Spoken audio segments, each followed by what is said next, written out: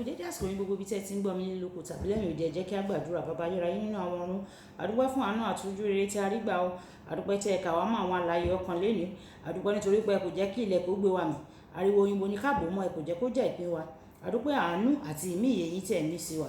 Ẹ gba ọpẹ́ wa. Ọ̀rọ̀ náà tá ò gbọ́ lénìí kó ṣe ayé àti ọkàn wa ní rere, kó má ṣe lòdì sí wa ní ọjọ́ ìdájọ́, nítorí tí a gbàdúrà ní orúkọ Jésù Olúwa wa. Àmín, àmín ní orúkọ Jésù.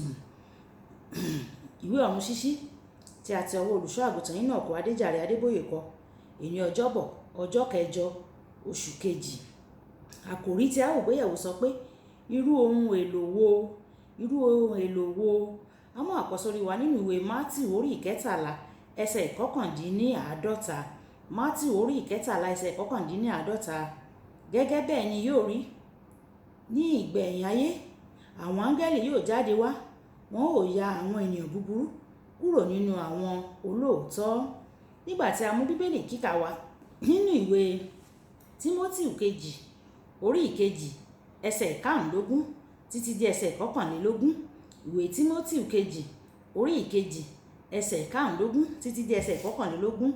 Ṣàápọn láti fi ara hàn níwájú Ọlọ́run ní ẹni tí ó yege, aṣiṣẹ́ tí kò ní láti tijú, tí ó ń pín ọ̀rọ̀ òtítọ́ bí ó ti yẹ, ṣùgbọ́n yà kúrò nínú ọ̀rọ̀ asán, níbi tí wọn ò máa lọ síwájú nínú àwọn àìwà bí Ọlọ́run. Ọ̀rọ̀ wọn yóò sì máa jẹ́ bí egbò kíkẹ̀ nínú àwọn ẹni tí Hymeneu àti Fílétù wà, àwọn ẹni tí ó ti ṣìnà ní ti òtítọ́, tí ń wí pé àjíǹde ti kọjá ná, tí wọ́n sì ń bi ìgbàgbọ́ àwọn mìíràn ṣubú. Ṣùgbọ́n ìpìlẹ̀ Ọlọ́run tí ó dájú dúró ṣinṣin o. Ó ní èdìdì yìí wípé Olúwa mọ àwọn tí ń ṣe tirẹ̀, àti pẹ̀lú kí olúkúlùkù ẹni tí ń pe orúkọ Olúwa kí ó kúrò nínú àìṣòdodo. Ṣùgbọ́n nínú ilé ńlá kì í ṣe kìkì ohun èlò wúrà àti fàdákà nìkan ní bẹ́ńbẹ́ o, ṣùgbọ́n ti igi àti ti amọ̀ pẹ̀lú, àti òmíràn sí ọlá àti òmíràn sí àìlọ́lá. Bí ẹnikẹ́ni bá wẹ ara rẹ̀ mọ́ kúrò nínú wọ̀nyí, òun yóò jẹ́ ohun èlò sí ọlá tí a ti yà sí ọ̀tọ̀, tí ó sì yẹ fún ìlò baálé, tí ó sì ti pèsè sílẹ̀ fún iṣẹ́ rere gbogbo. Kí Olúwa kí ó bùkún kíkà àti gbígbọ́ ọ̀rọ̀ rẹ̀. Wàyí ẹ jẹ́ ká tẹ́tí bẹ̀lẹ̀ jẹ́ láti gbọ́ ohun tí olùṣọ́ àgùntàn Enoch Adeboye ní fún wa ní èní ọjọ́bọ̀. Nínú bíbélì kíkà wa fún ti òní, a dárúkọ oríṣiríṣi ohun èlò tí a lè rí nínú ilé ńlá. Ó wí pé ìwọ yóò rí àwọn nǹkan ohun èlò sí ọlá àti àwọn nǹkan sí ti àìlọ́lá. Èyí lè mú kí o máa wòye, kí ló dé tí ènìyàn ńlá yìí tó fi kó ohun èlò àìlọ́lá pamọ́ sínú ilé rẹ̀? Kí ló dé tí kò jù wọ́n nù? Ìbéèrè yìí kan náà ni àwọn kan máa ń béèrè nígbà tí wọ́n bá wo ara Kìrìsìtẹ́nì lónìí.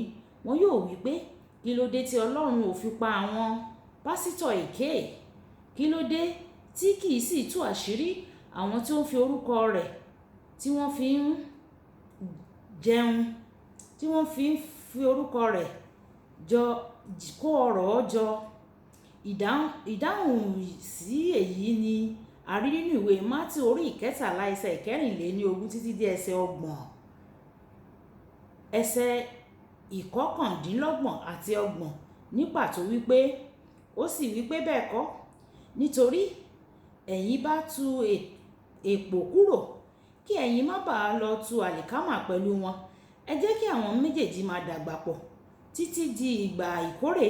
Ní àkókò ìkórè, èmi ò sì wí fún àwọn olùkórè pé ẹ tètè kó èpò jọ, kí ẹ sì dì wọ́n ní ìtí láti fi iná sun wọ́n, ṣùgbọ́n ẹ kó àlìkámà sínú abà mi. Ọlọ́run wa kì í ṣe nǹkan ní wàràwàrà. Ohun gbogbo tí ó bá ṣe máa ń ní ìdí. Àwọn olùṣọ́ àgùntàn èké wà tí ọ̀pọ̀ àwọn Kìrìsìtẹ́nì tòótọ́ gbàgbà pé wọ́n jẹ́ gidi.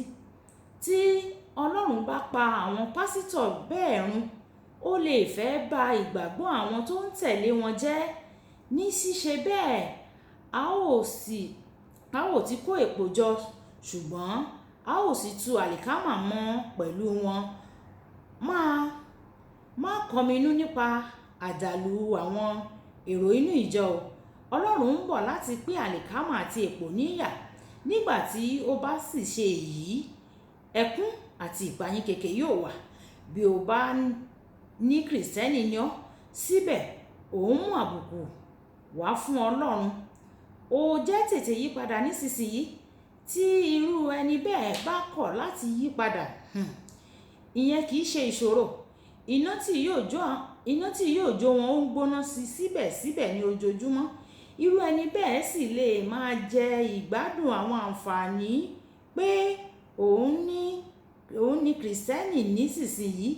Ẹ̀wẹ̀, Ọlọ́run ń bọ̀ pẹ̀lú èrè rẹ̀ fún èké bẹ́ẹ̀ ní ọjọ́ náà. Kò ní gba ẹ̀bẹ̀. Olùfẹ́, bí o bá jẹ́ ọ̀kan lára àwọn èké bẹ́ẹ̀, ó sàn kí o ronúpìwàdà nítòótọ́ nísinsìnyí o. Kọ̀ àwọn ọ̀nà ẹ̀ṣẹ̀ rẹ sílẹ̀ o, kí o sì yọ̀ǹda ayé rẹ fún Kristi lóòótọ́ àti lódodo. Òun nìkan ní ọ̀nà láti bọ́ lọ́wọ́ ìdájọ́ tí ó ń bọ̀ wá fún gbogbo àwọn ohun èlò aláìní ọlá. Ọ̀rọ̀ àgbéyẹ̀wò: irú ohun èlò wo ni o jẹ́ nínú ilé baálé? Irú ohun èlò wo ni ìwọ jẹ́ nínú ilé baálé? Èso rere lèmi ó so, ohun èlò rere lèmi yóò sì jẹ́ ohun èlò fún ọlá. Ìwọ ńkọ́? Olúwabùkọ́lá Ayako ni orúkọ mi. Nígbà tí àwọn máa pàdé ní ọ̀la, ìpàdé wa bí oyin. Ó dàbọ̀.